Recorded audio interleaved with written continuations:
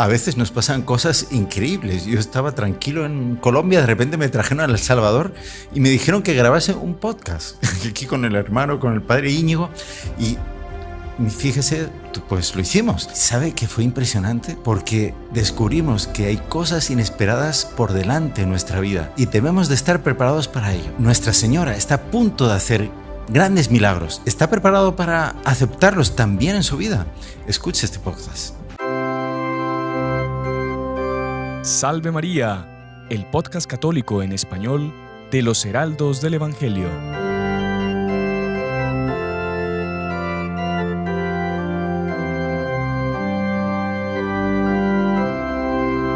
Salve María, bienvenidos al podcast de los consagrados, aquí con el padre Manuel Rodríguez. Padre, está en El Salvador. Este es el podcast Salve María con los Heraldos del Evangelio. Bueno, Sebastián, no me digas eso, Dios mío, ¿qué? Bueno, es un lapsus. Nosotros empezamos así siempre en Colombia, en Bogotá. No, pero padre, bueno, como decimos aquí, muy estimados amigos, Salve María.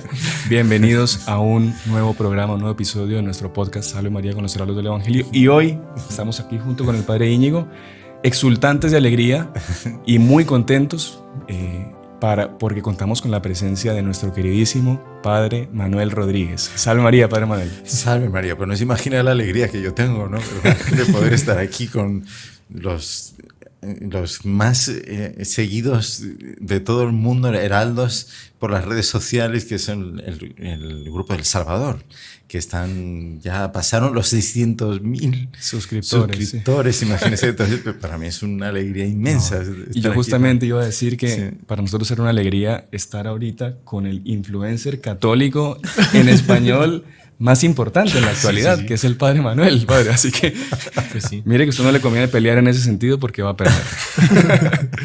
Pero bueno, padre, de verdad que es una alegría que usted pues esté aquí en El Salvador acompañándonos para esta nueva consagración a Nuestra Señora que está viendo, que usted ha preparado, y bueno, y que se ha hecho el tiempo para compartir con nosotros, grabar este programa y para acompañar a nuestra audiencia, que también yo sé que lo estiman y lo quieren muchísimo por toda esa formación que usted les ha dado y por haberlos llevado a descubrir esa verdadera devoción a Nuestra Señora. Sí, realmente es una gracia impresionante. O sea, Nuestra Señora nos usa de instrumentos a todos para darse a conocer, para que las personas la puedan amar más y sentirse en estos tiempos que vivimos tan difíciles, protegidos, amparados, acompañados por ella. Y cómo nos va asumiendo cada vez más, nos va permitiendo, en medio de tanta maldad que hay en este mundo, vivir ya una especie de cielo, que es consagrarse a ella y ya vivir enteramente unido a ella cada circunstancia de la vida. Es impresionante eso, ¿eh?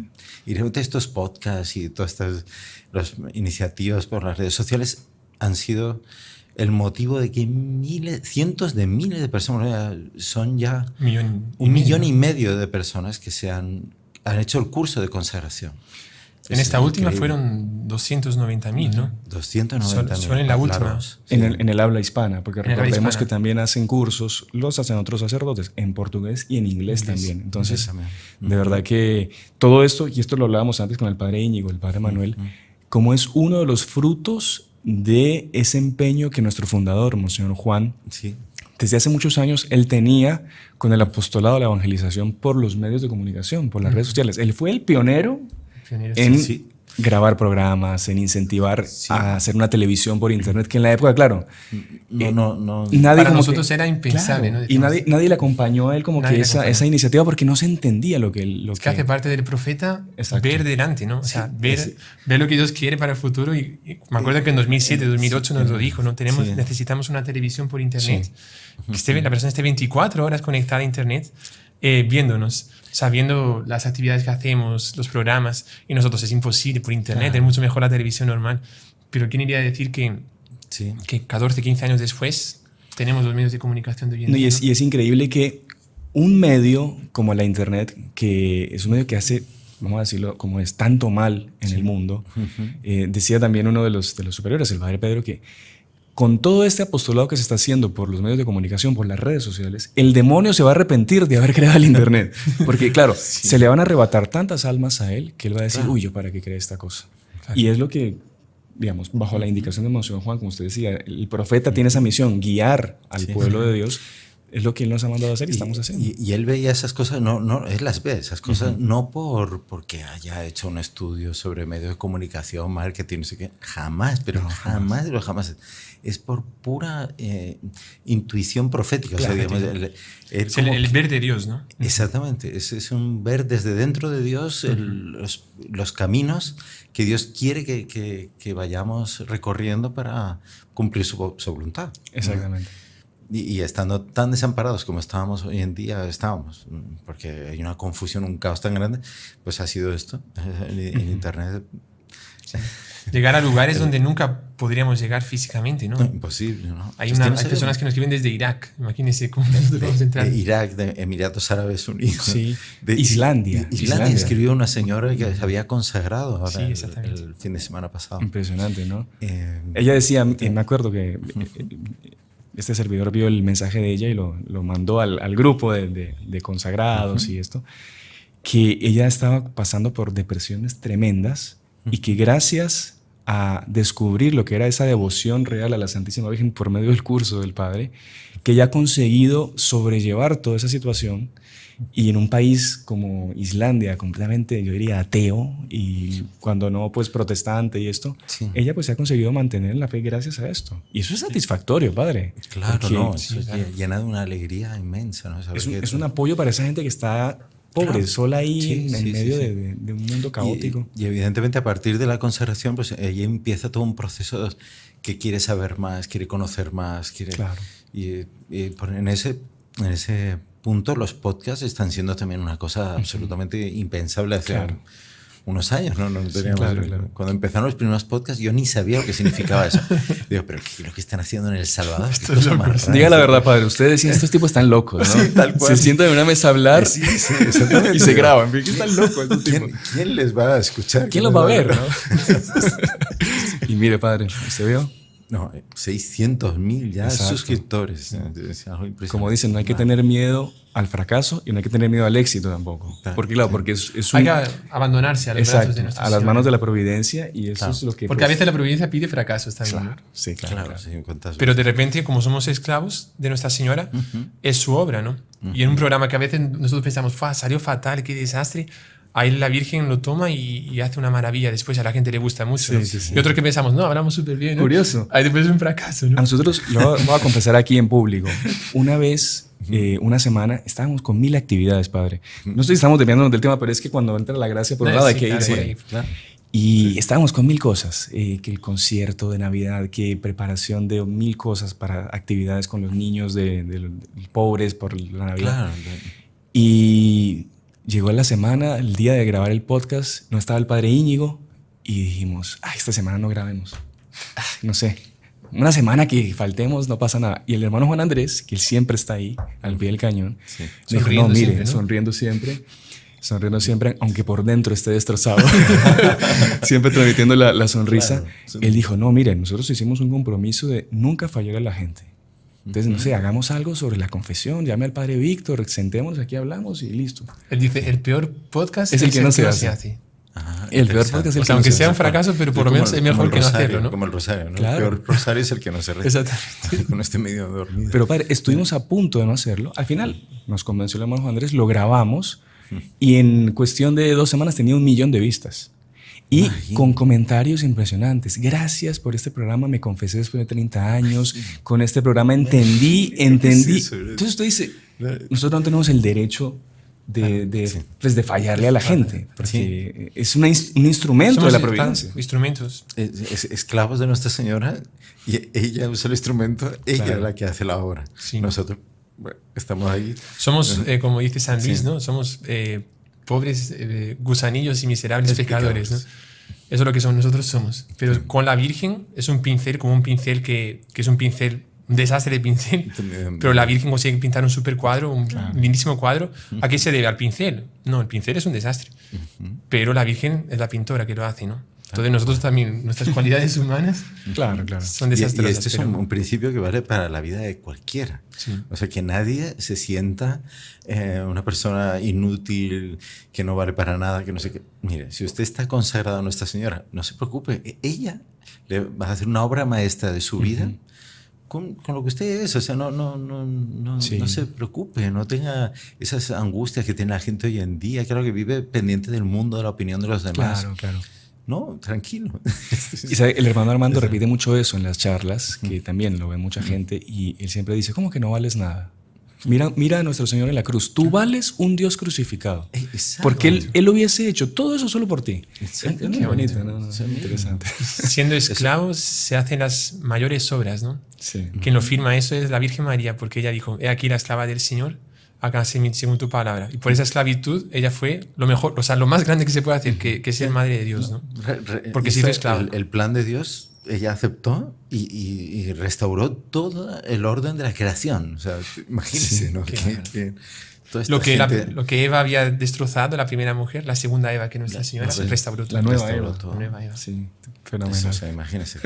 Cualquiera de los consagrados haciendo ese acto de amor a la Virgen, entregándose, toda su vida tiene un valor, pero incalculable. O sea, por toda la eternidad va a brillar por ese sí que dio, como imitando a Nuestra Señora, dio, sí, que se haga a mí según tu palabra.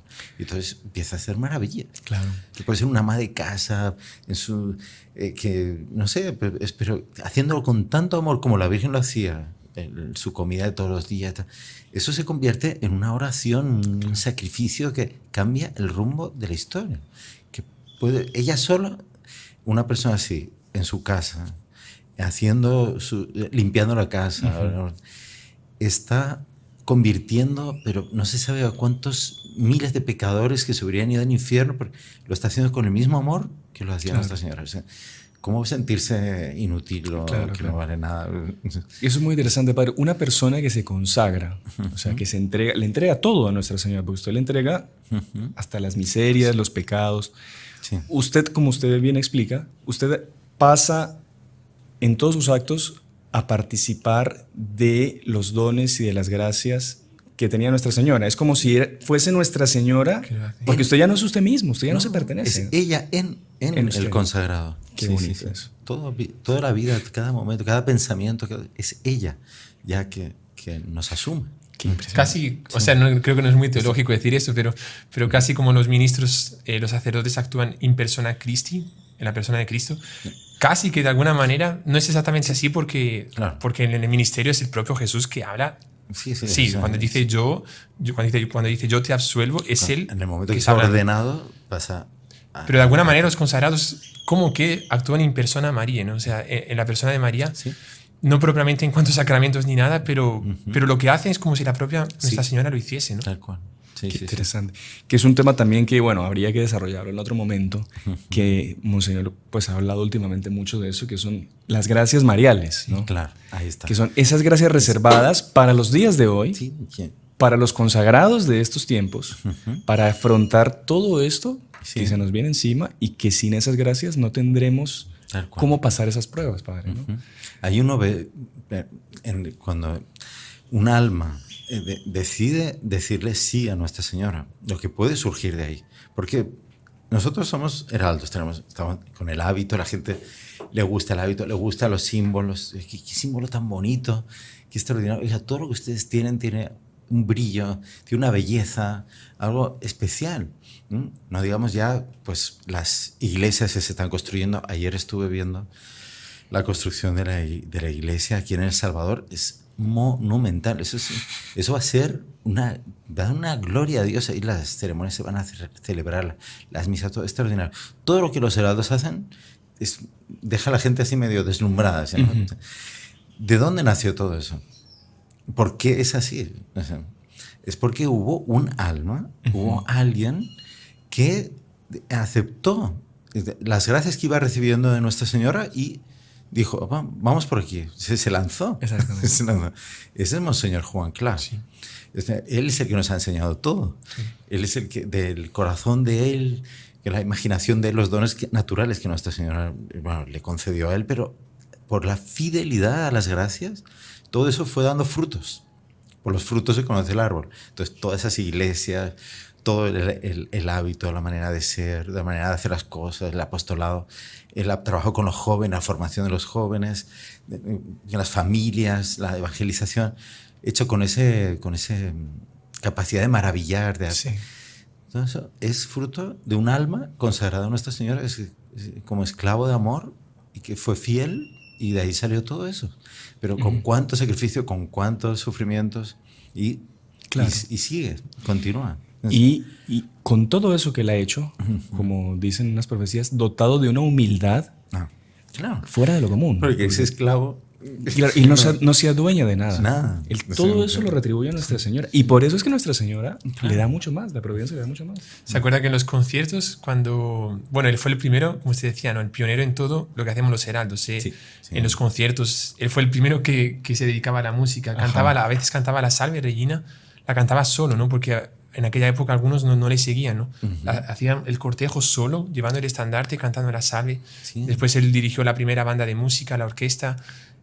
Todo fue el primero en que lo hacía, ¿no? El primer coro, él daba las clases de todo, de vocalización, explicaba cómo se tiene que leer en cada idioma. Las clases de latín fue el primero. Clases de latín. Bueno, de teología. De teología. ¿Cuántos años estuvo explicándonos el catecismo de la Iglesia Católica punto por punto, explicándonos, sacando todo el jugo? Todo eso nació de él. Las homilías, por ejemplo, ¿no? La forma de predicar de los sacerdotes la aprendimos de él, ¿no? Claro. Es que, todo eso que el padre decía, que la gente se encanta con el hábito, sobre todo que se encanta con el tipo humano. El tipo humano, ese. Y ese tipo humano es... Nosotros participamos del tipo humano de Monseñor Juan, de la forma de ser de él. Por eso es que la gente se encanta, porque no es el padre fulano. Sí, también ustedes tienen dones naturales también, pero sobre todo es por esa unión que tenemos con nuestro fundador. Y que él tiene con Nuestra Señora. Exactamente.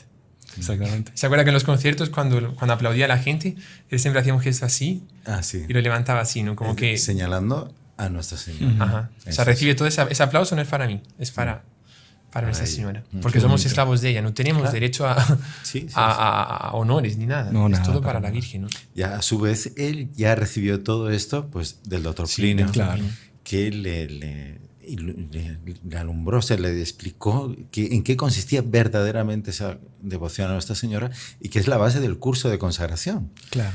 Fueron esos comentarios que el doctor Plinio le hizo a él y a los de su generación.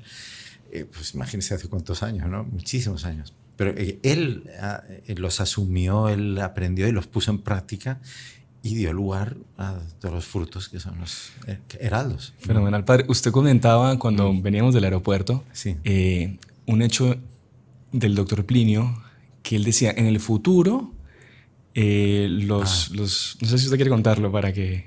Sí, muy, muy impresionante eso. Sí, cuando yo lo encontré, ese texto, porque estábamos traduciendo del portugués al español los comentarios del doctor Plinio sobre el Tratado de la Verdadera Devoción.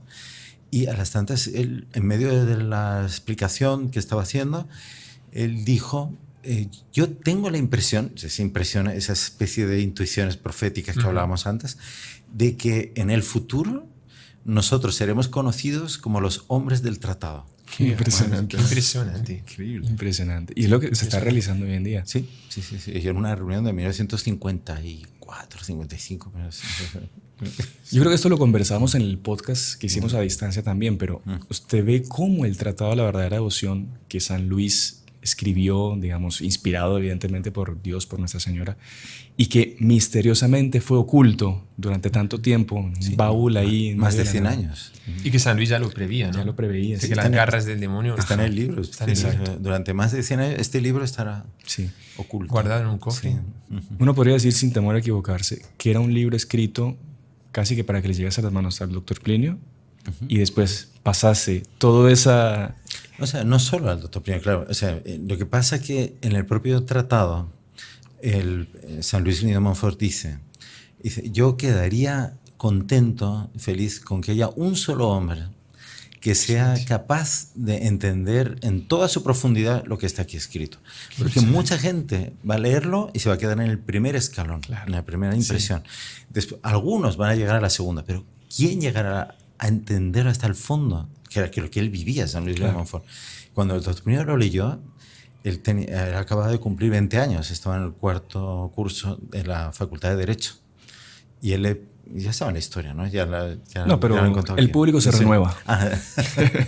No, pero es impresionante. La época es 1928.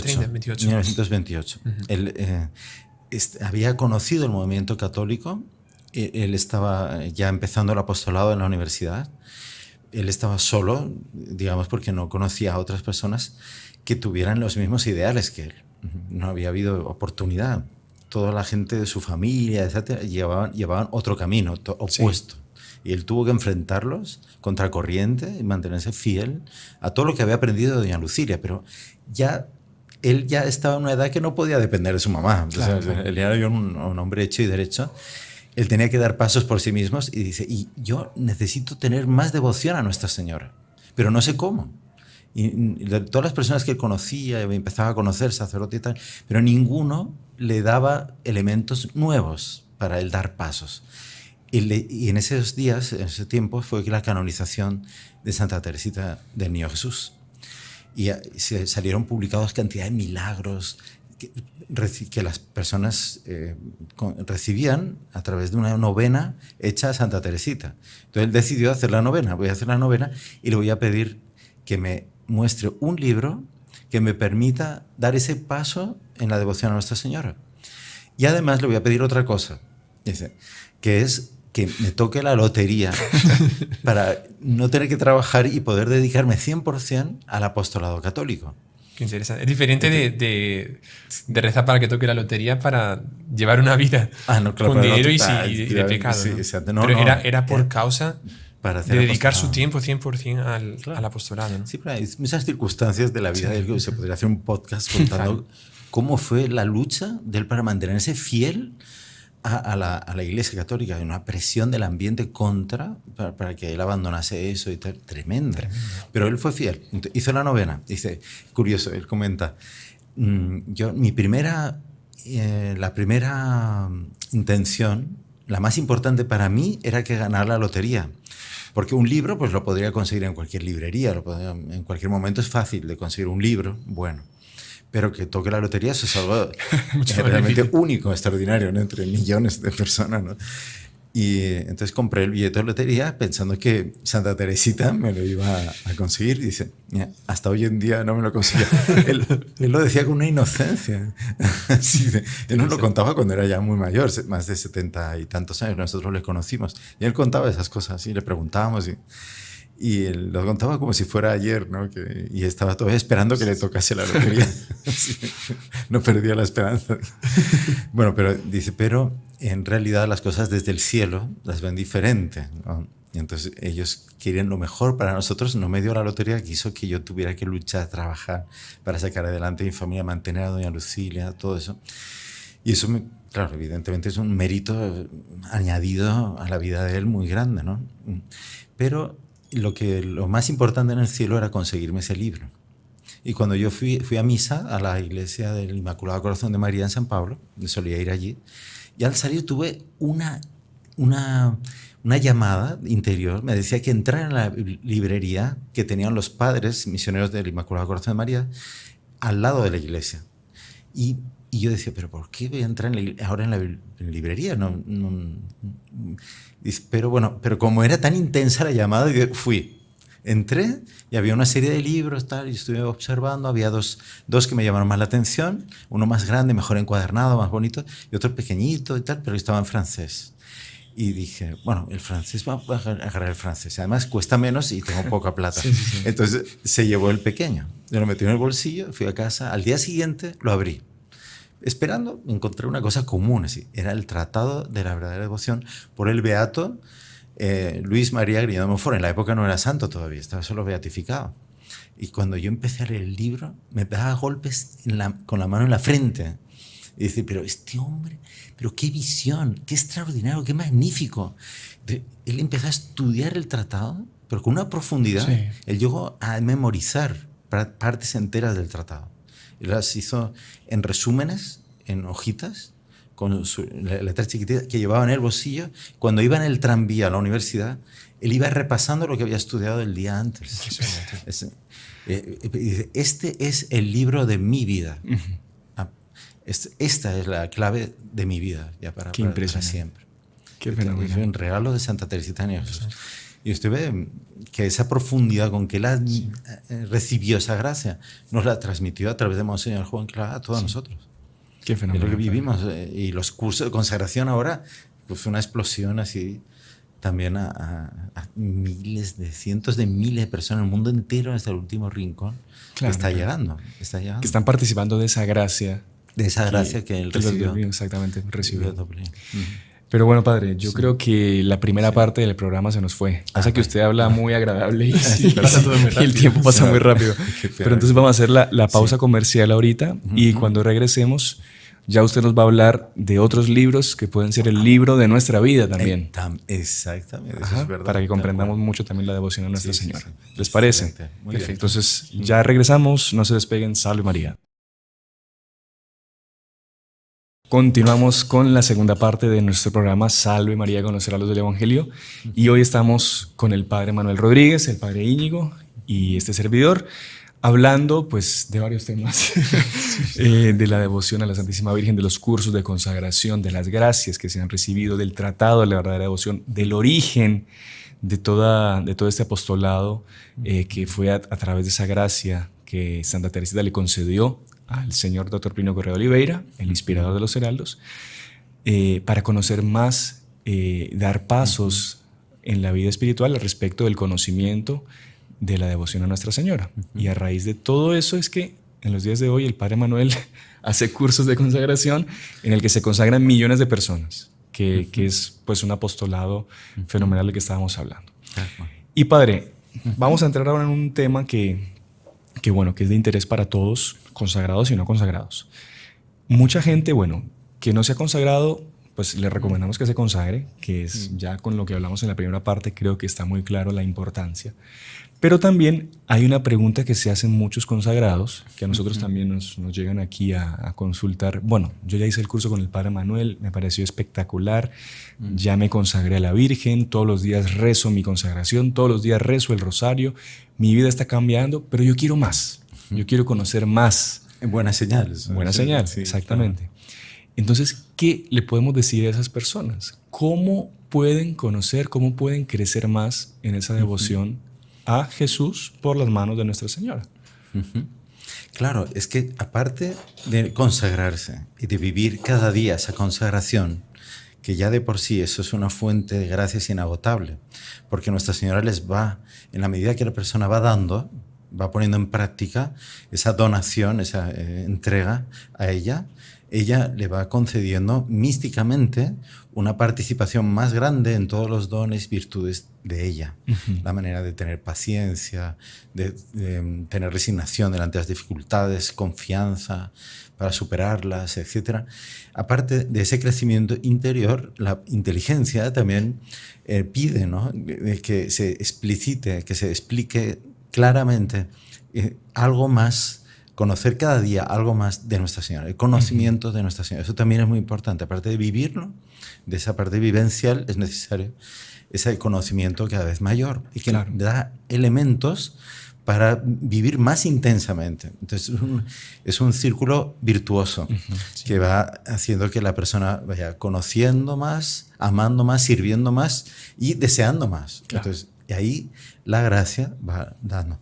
Esto ocurrió también con Monseñor Juan Clara. O sea, él hizo esto, la consagración, la empezó a vivir, empezó a descubrir cosas nuevas, extraordinarias, hasta llegar hoy en día. El último libro de él ha sido precisamente la condensación de todas esas vivencias que a lo largo de los años él ha ido viviendo. En la plenitud de su vida ahora ya, pues ya una persona de 84 años, ¿no?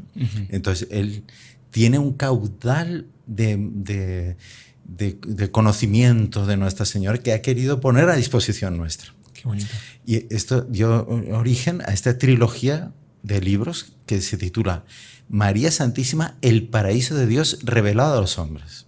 Qué interesante.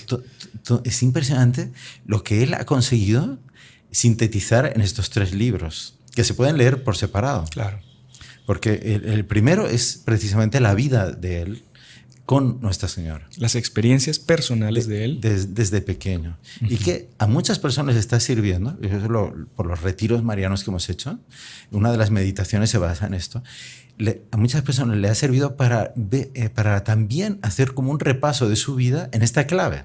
Claro. Y ver cómo desde chiquititos ya la Santísima Virgen le fue llamando, le fue protegiendo en tal momento de su vida, en tal circunstancia, a través de tal otra persona. ¿Cómo fue que me fue llamando hasta llegar a la consagración? Qué interesante. Qué bonito. Y eso es lo que cuenta en el primer tomo Monseñor Juan, mis relaciones con María Santísima. Después está en el segundo tomo, es la propia vida de Nuestra Señora, una estela de luz, dolor y gloria. Es cómo ella pasó toda su vida aquí en la tierra, haciendo la voluntad de Dios como perfecta esclava de amor, y todos los detalles de esa vida, las gracias que recibió, cómo ella correspondió a esas gracias, las pruebas que tuvo que pasar, que en los evangelios están sintetizadas a lo mínimo. Claro, exactamente. En el libro está contado con todo detalle. Y la gente dirá, ¿pero cómo lo sabe? ¿Qué lo vio? Y tal. No, pero ha habido muchos santos y santas a lo largo de la historia que lo han visto. Tal persona, tal santa, Santa Catalina de Emmerich. Ella vio los aspectos de la pasión de Nuestro Señor, de la Virgen Santísima acompañada de la pasión. Pero no fue solo la pasión. Mucha gente solo conoce la pasión, según cuenta Ana Catalina de Emmerich. No, hay también la infancia de Nuestra Señora. Desde la creación del mundo. Exactamente. El Prelium Magno, la batalla de los... Ella, es impresionante todo lo que ella explica, y el papel de Nuestra Señora en esos acontecimientos. Exactamente. Y todo eso está, y también Sor María de Ágreda, y varias místicos y místicas más que tuvieron esa gracia de incluso escuchar de la propia Nuestra Señora, relatado por ella misma, los acontecimientos que en el Evangelio están reducidos a una frase. Claro. ¿No? ¿Se acuerda que en el monasterio de las Descalzas Reales en Madrid está la mesa en la cual Sor María Jesús de Ágreda es santa, ¿no? Santa María Jesús de Ágreda. No, es venerable. Sirve de Dios. Sirve de Dios. Ella escribió toda la obra de la mística Ciudad de Dios, que la Virgen María se aparecía y le contaba todo, o sea, se lo narraba, ¿no? Y ella escribía, y está la mesa en la cual escribió toda la obra, que es una obra grande, no es un libro grande. Pero todo dictado por Nuestra Señora. No sé si usted estuvo en Ágreda, el pueblito donde ella no están las reliquias de ella, está enterrada allí, está enterrada, ya se venera en la iglesia, se venera el cuerpo incorrupto de ella. Bueno, nosotros estuvimos muchas veces ahí porque está cerca de Zaragoza. Entonces íbamos allí y las monjas nos dejaban los manuscritos originales de ella. Son un montón de volúmenes escritos con la letra de ella, y nosotros estuvimos en la mano, lo estuvimos hojeando. La vida de la Madre de Dios contada por ella misma. Qué impresionante. Impresionante. Y está la celda donde estaba la mesa, porque la mesa se la llevó el rey, ¿no? Rey, por eso está en el monasterio de las Descalzas Reales. Está en Madrid, porque el rey la quiso tener. Una reliquia, digamos. Se escribían muchísimo. Existen volúmenes de cartas entre el rey Felipe IV y Sor María de Ágreda, ¿no? Qué interesante. Y cuando el rey tenía una duda, le preguntaba a ella, le dice, por favor, ¿puedes hablar con Nuestra Señora, pedirle consejos sobre tal asunto? Sí. Cuando le hacía caso, salía bien. Cuando no le hacía caso, entonces es un desastre. Bueno, ¿Cómo el mundo sería diferente, ¿no? ¿Cómo sería? Si antes de hacer cualquier cosa preguntásemos a una santa que hablase con la Virgen, ¿no? No, imagínense, ¿no? Todo. Y aquella época... Pero en los días de hoy, padre, perdón, aquí les pregunto a ustedes, porque a ustedes les toca, por ejemplo, dar consejo a personas en confesiones y esto. Hay un acompañamiento del cielo también a la hora de... Porque usted puede estar definiéndole la vida a una persona con un consejo que da. Tal cual. Entonces, me imagino que usted, bueno, están los ángeles de la guarda, está Nuestra Señora, pero si se pide el consejo, es claro, en un recogimiento apropiado y eso, el consejo viene. Viene. Eso es claro, eso es indudable. Nosotros tenemos al alcance también, en fin. Sí, y esto es una de las cosas que las personas descubren al leer estos libros, porque dice, ¿cuántas veces yo tuve algo así? Pero nunca prestó atención, nunca sacó todas las consecuencias de eso. Muchas personas, y rezando el rosario. Claro. ¿Cuántas veces rezando el rosario no nos viene una inspiración de una necesidad que nosotros teníamos? La solución está en esto. en esa actitud que toma Nuestra Señora, que toma San José, que en este misterio pasaron por una cosa parecida. Ahí nos viene, rezando el rosario, nos viene la solución de un problema que tenemos. Exacto. Son consejos que vienen directos del cielo a cada uno. Eso, que no es por ser... Claro, Sor María de Ágreda, Ana Catarina de Emmerich, eran personas excepcionales, vocaciones excepcionales, pero todo el mundo tiene ese tipo de gracias. Es una de las cosas que explica Monseñor Juan Clá en el libro. O sea, no sé si a ustedes les ha pasado, por lo menos a mí me pasó, cuando uno está a veces rezando delante del Santísimo. A mí me pasó ayer. Ayer específicamente estaba y se me sentó una señora al lado. Una señora que pues yo conozco y esto. Y se me venía el esposo, no sé. Y le pregunté, mire señora, ¿su esposo está bien? Y ay, no, mire, está con tal problema. Por favor, rece por él, que no sé cuánto. Es impresionante. Y miren, yo no soy ni santo, ni místico, ni nada por el estilo. Pero digo, ¿cómo está ese acompañamiento? Claro, y es para el beneficio de otra persona, pues, para rezar por él, por ayudar. Pero impresionante. Sí. Es así, la comunicación del cielo con nosotros es mucho más intensa. Claro. Y como que existe una especie de mito de que no es así, que eso es solamente la gente así elegida. Así. No, todos los bautizados. Claro. Y nos han metido en la cabeza, perdón padre, nos han metido en la cabeza, pero es que yo no lo dejo hablar nunca, qué pena. Y siempre ponen en los comentarios, deje hablar al padre. Perdón. Última intervención y ya no dejo hablar. No, que nos han metido en la cabeza, padre, que hay como una especie de techo, como que de cristal, o algo que tapa este mundo material con el mundo sobrenatural, cuando es todo lo contrario. El cielo está constantemente queriendo comunicarse con nosotros, queriendo acompañarnos, pero vivimos en un tal ruido que no nos deja escuchar la voz de Dios. Claro, porque celular, porque no sé qué, porque tengo prisa para esto, y no queda tiempo para prestar atención en lo que realmente merece la pena, que es ya participar aquí en la tierra de esa vida eterna, que si Dios quiere, por su misericordia, algún día gozaremos. Claro, Pero ya podríamos empezar aquí en la tierra. ¿Se acuerda que, una frase de nuestro Señor en el Evangelio, ¿no? Yo estaré con vosotros hasta el fin del mundo. O sea, no es que nuestro Señor estuvo aquí en la tierra, resucitó, fue al cielo y ya, adiós. Él está con nosotros, claro que está principalmente en la Eucaristía, pero también Él quiere estar con nosotros conviviendo, ¿no? Una frase de un salmo que dice, mi delicia, de Dios hablando, o sea, Dios habla así en el salmo, mi delicia es estar conviviendo con los hijos de los hombres, o sea, con nosotros. Y Dios se encanta con hablar con nosotros, porque nosotros no le hablamos, ¿no? Nos quedamos cerrados, entonces cuando tenemos un problema, lo que usted dice, tenemos un dolor de cabeza, ya es tomar un medicamento. Tenemos cualquier problema, ya intentar solucionarlo por celular. ¿Por qué no es mucho más bonito que lo primero que hagamos antes de una solución humana? Dios, ayúdame, la Virgen María, ayúdame a solucionar este problema. Y ahí nos ayuda a quitar esa barrera que usted decía y a recurrir a lo sobrenatural, ¿no? Pedir ayuda al cielo.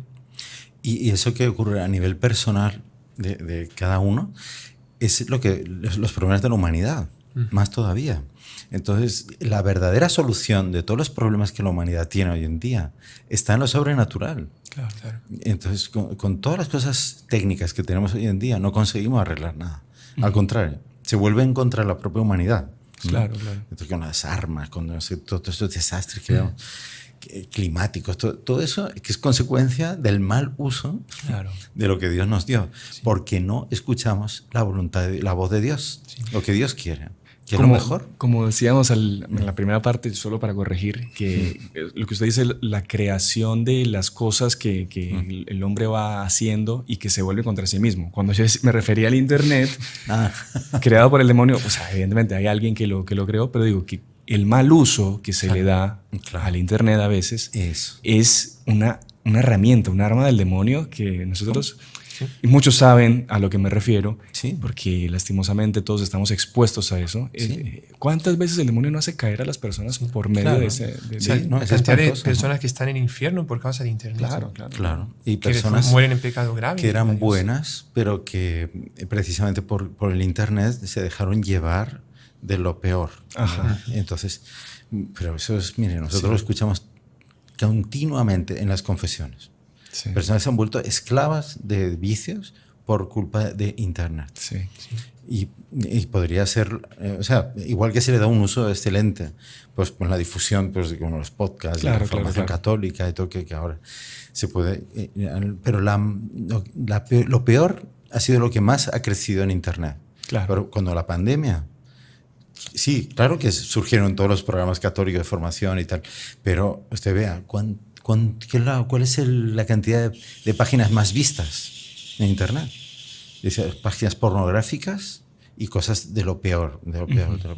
Eso es el gusto de Satanás, ¿no? Claro. De llegar a través de eso hasta los niños y corromper a los niños cada vez más. Y es gracias a Internet y la falta de vigilancia de los padres, etcétera. Todo. Y que eso tiene un efecto similar a la droga, ¿no? Digo, de enviciar a la persona y exigirle más y pedirle más. Y es algo que si no se corta, no se ataca desde el comienzo. No hay nada que hacer. Esa persona, ese niño que se habituó ya desde pequeño a eso, ya no va a salir. Claro, es fuerte. Va a ser cada vez más esclavo de eso. Con milagro, claro. No, todo, pero humanamente es muy difícil, ¿no? Claro. Es un vicio. No, sí, ahí supone un esfuerzo enorme. Claro que Nuestra Señora va a ayudar, pero qué difícil es eso. Bueno, en fin, no sé por qué nos fuimos por las ramas. Completamente. Pero estamos hablando del segundo tomo que hablaba justamente de la vida de Nuestra Señora. Que oculta, digamos, a los ojos del mundo porque, en fin, no es conocida, porque no está en las Sagradas Escrituras, como usted decía. No está explícitamente en las Sagradas Escrituras, pero sí está implícitamente. Claro. Porque, claro, hablan muy pocas cosas de Nuestra Señora, pero lo que habla es tan profundo que nunca vamos a dejar de sacar de ahí nuevas enseñanzas y revelaciones sobre quién es Nuestra Señora y el papel de ella. Hay mil situaciones en las Escrituras y uno queda con una interrogación. Dice, ¿por qué Dios hizo así las cosas? ¿No? Claro. ¿Cómo es eso? Por ejemplo, la Anunciación. Va a ser este día 25, el sábado. Muchas personas van a hacer la consagración porque es el día de los consagrados, el día que Nuestra Señora se consagró, que se hizo esclava del Señor. Que hágase en mí según tu palabra, ¿no? Que es lo que respondió al ángel. Ese diálogo entre el ángel y Nuestra Señora no duró un minuto, como que lo que uno tarda en leer el Evangelio. No, fueron varias horas de conversación. Bueno, en el libro está relatado eso, ¿no? ¿Cómo fue la acción del Espíritu Santo en Nuestra Señora, generando a la segunda persona, la Santísima Trinidad? Dice, ¿qué relación se estableció a partir de ese momento entre el Espíritu Santo y Nuestra Señora? Qué impresionante. Todo eso está explicado aquí, ¿no? Formaron un solo espíritu. El Espíritu Santo y Nuestra Señora forman un solo espíritu. Porque de tal manera, matrimonio, ¿no? Es matrimonio. Ella es esposa del Espíritu Santo. Real, ¿no? Por el cual ninguno de los dos ya puede actuar sin el otro. Qué impresionante. Pero por voluntad de Dios. Qué impresionante. Que tomó la iniciativa. Él quiso ser esposo de Nuestra Señora. Eso es una cosa. ¿Qué consecuencias eso tiene? Y para cómo eso se va a ir desarrollando en esta era de María, que va a ser el reino de María. Cómo eso va a dar lugar a una santidad de un tipo que nunca existió y que ya en algunos momentos de la historia moderna apareció, que es, por ejemplo, los pastorcitos de Fátima, que ellos son santificados por una acción directa de Nuestra Señora. En un instante se convierten en santos a la altura de los mayores santos de la historia. O sea, son un San Pablo que dice que estuvo en el tercer cielo, ¿no? Y que lo que él vio allí ni un ojo puede ver, ni un oído, ni la mente humana imaginar, nada, porque es algo que supera todo lo terrenal. Bueno, ellos lo vieron en un instante, cuando Nuestra Señora termina de hablar con ellos, en la primera aparición, abre las manos, una luz los envuelve y dice, y vimos, Lucía cuenta, vimos en esa luz a la Santísima Trinidad, al Padre, al Hijo y al Espíritu Santo, y nosotros reflejados en Él. Qué impresionante. Y en el tipo de luz que entraba en nosotros y nos envolvía por dentro y por fuera, por todo, entendimos nuestra vocación, la vocación que estaban llamados. O sea, era la gloria que ellos estaban llamados a reflejar de Dios por toda la eternidad. La vieron en un instante. Como una iluminación de la conciencia, de ver todo. Claro, directa, sí, por una luz que salió de las manos de Nuestra Señora. Imagínense. Y esos santos, esos niños, sin haber hecho nada, por iniciativa de ella, Nuestra Señora, llegaron a la visión beatífica en un instante, lo que ningún santo, por eso la Iglesia no dudó en canonizarlos. Es porque, aunque eran niños, ellos fueron elevados a un grado de virtud heroica radical, así de repente, ¿no? Entonces, eso muestra el deseo de Nuestra Señora de santificarnos y de llevarnos a una unión con ella y con la Santísima Trinidad como nunca hubo en la historia. Bueno, esto, ya me adelanté, este es en el tercer tomo. El tercer tomo, no sé si lo va a ver aquí en el libro, pero se titula así: María Santísima, el paraíso de Dios revelado a los hombres. María, el eje de la historia. Es a través de María que Dios va haciendo su obra en la historia de la humanidad. Y desde la creación hasta el fin del mundo. Sí, en la creación aparece ya la mujer que aplasta la cabeza de la serpiente, la promesa de que esa enemistad acabará en la victoria de Nuestra Señora. Y en el Apocalipsis aparece ya la victoria de la mujer vestida de sol, con la luna bajo sus pies, que enfrenta al dragón que quiere devorar al niño que va a nacer, etc. Toda la historia de la salvación. Hay protestantes que es ridículo, ¿no? O sea, vienen y dicen: a ver, dime si hay algún libro de la Biblia que esté dedicado a Nuestra Señora. Dice: no hay ningún libro dedicado a Nuestra Señora, pero no hace falta. Es que toda la Biblia se tiene que interpretar de acuerdo con el papel de Nuestra Señora, por supuesto, en la voluntad de Dios para salvarnos. Y ahí se entiende todo. Y esto es lo que explica este libro. Este es un libro, es impresionante. Casi que da ganas de decirle protestante.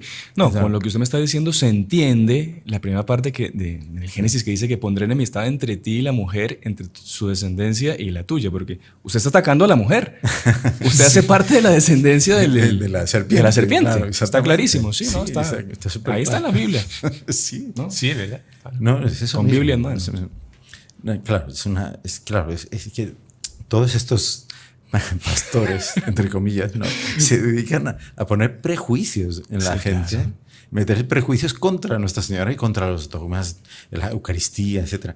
Entonces, ya colocando esos prejuicios, ellos ya no pueden entender las Escrituras como tiene que ser. ¿No? Por supuesto. Porque están ya con ideas preconcebidas en la cabeza que les meten contra eso. Pero bueno, si todo el protestante que está con deseo de verdad de conocer la voluntad de Dios y la Sagrada Escritura y tal, acaba volviendo a la Iglesia Católica. Por supuesto. Porque conforme va investigando más se da dando cuenta, pero es impresionante. O sea, cómo la coherencia interna de todo lo que Dios reveló, desde el principio hasta el final, desde la primera palabra hasta la última de la Biblia, se entiende verdaderamente en función de ese punto central que es la encarnación de Dios nuestro Señor, de su madre y su padre, San José también. Qué interesante. No, es muy, muy interesante. Bueno, pero el caso es que para no desviarnos del todo, y yo también, no sé, el tiempo creo que se acaba, ¿no? Estamos muy cerca. Bueno, entonces, dejar una idea a las personas. Y que la gente que le llame la atención, pues que consiga los libros que están aquí a disposición. Claro, mucha gente eso que dice, ¿qué paso vamos a dar después de la consagración y tal? No sé. Bueno, muchísimos se han apuntado ya a la plataforma Reconquista. Claro. Y hay un curso de Mariología que está basado en estos 3 libros. Pero claro, una cosa es el curso en el que podemos dar pues, una parte principal de la doctrina que está aquí. Otra cosa es leer el propio libro. No, y después igualmente, para quien quiera inscribirse al curso de Mariología, vamos a dejarles en la descripción del podcast, del video, el link para que puedan acceder. Y los libros pues se consiguen aquí en nuestra capilla y bueno, en los otros países donde esté la gente viéndonos, pregúntenos y nosotros les daremos la información para que los puedan adquirir. Sí. Bueno, pues lo más impactante que ellos van a encontrar en la trilogía no es todo lo que hemos hablado hasta ahora. No. Es lo último que vamos a decir que va a quedar como que sin poder explicar, pero es que cómo Nuestra Señora está actuando ya ahora y cómo va a ser la actuación del demonio y de Nuestra Señora en los próximos años. Qué impresionante. En todo lo que nos viene por delante, pero con una claridad explicada. Y uno siente, la gente cuando uno le explica en estos retiros marianos esta parte, ahí quedan así, exactamente lo que me estaba pasando. Impresionante. Lo que yo estaba sintiendo. Lo que en general está en el ambiente, está explicado aquí, en el libro. Qué fenomenal. Y la clave, ¿por qué?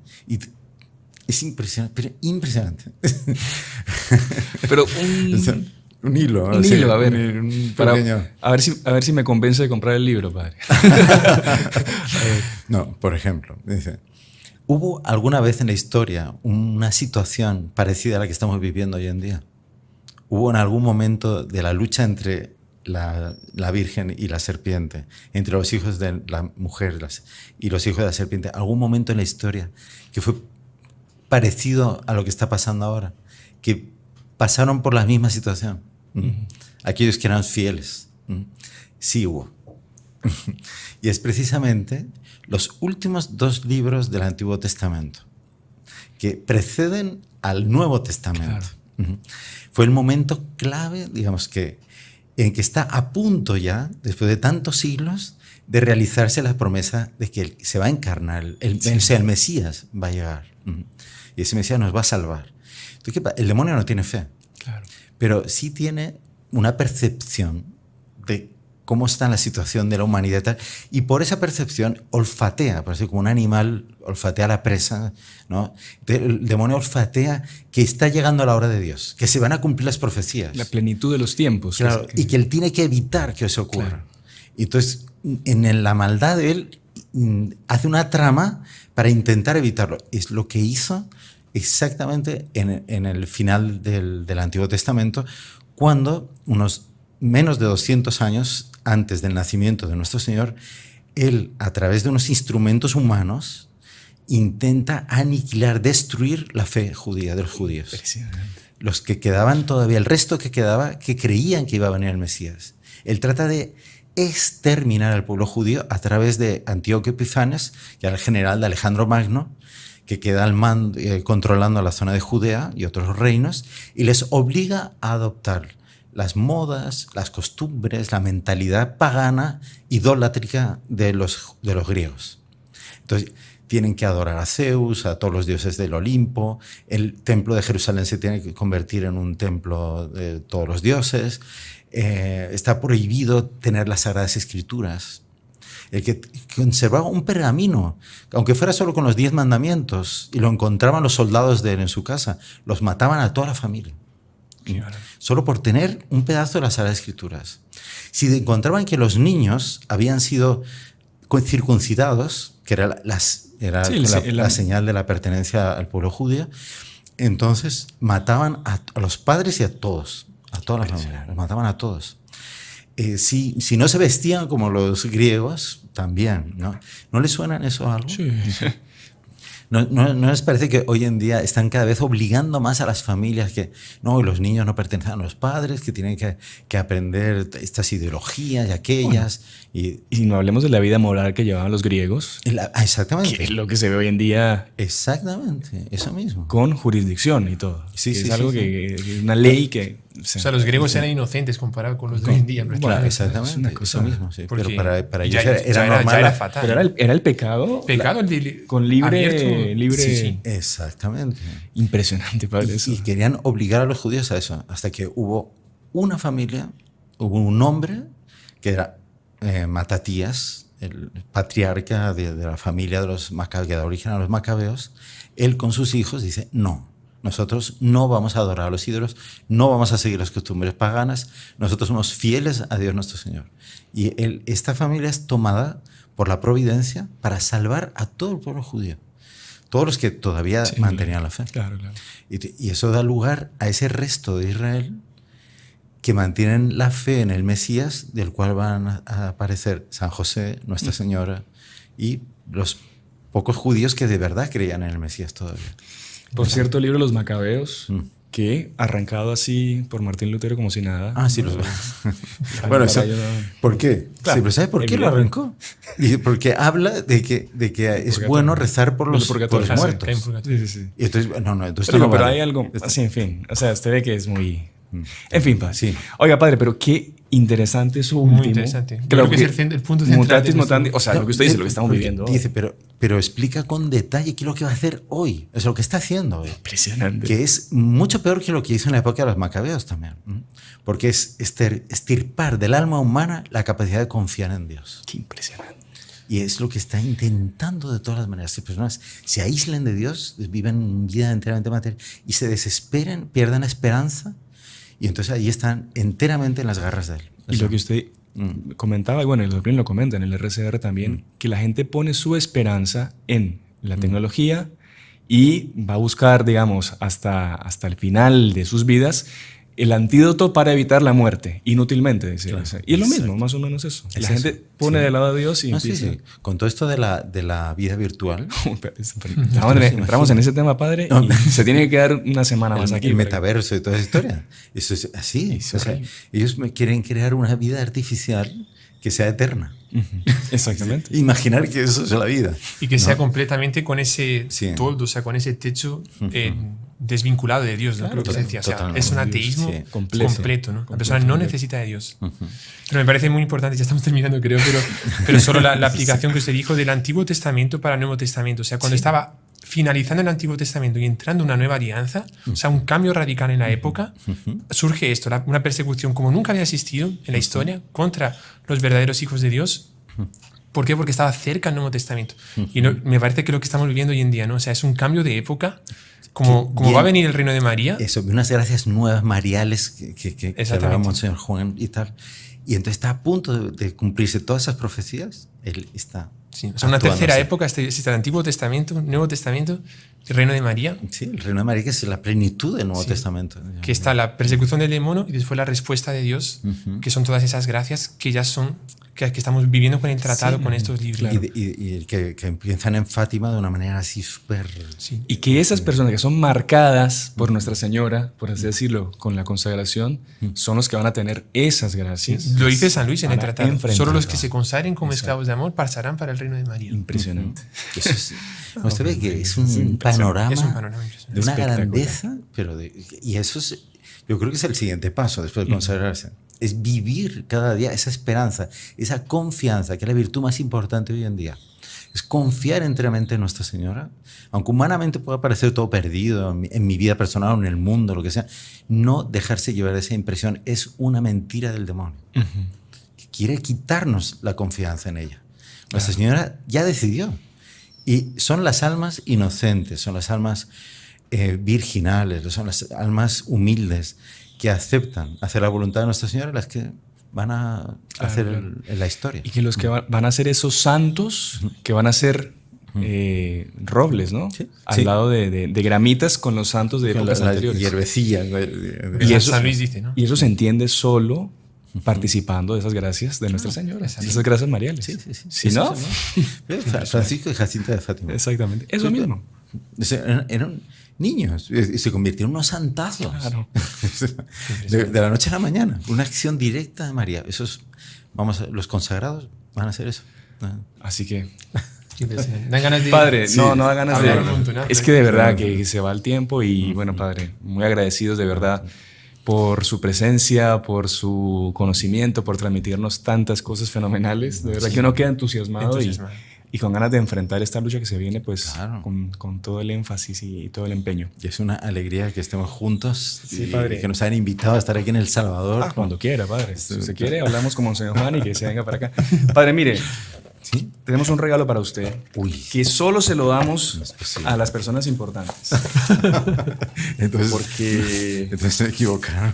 No, para nada. Entonces, mire, esto es una taza del canal de los heraldos del Evangelio El Salvador, personalizada. Uy, Dios mío, mi alma. Para que no sé si la están viendo en la cámara, pero esto es increíble. Sí. Solo para Sebastián. Es increíble. No, pero padre, de verdad.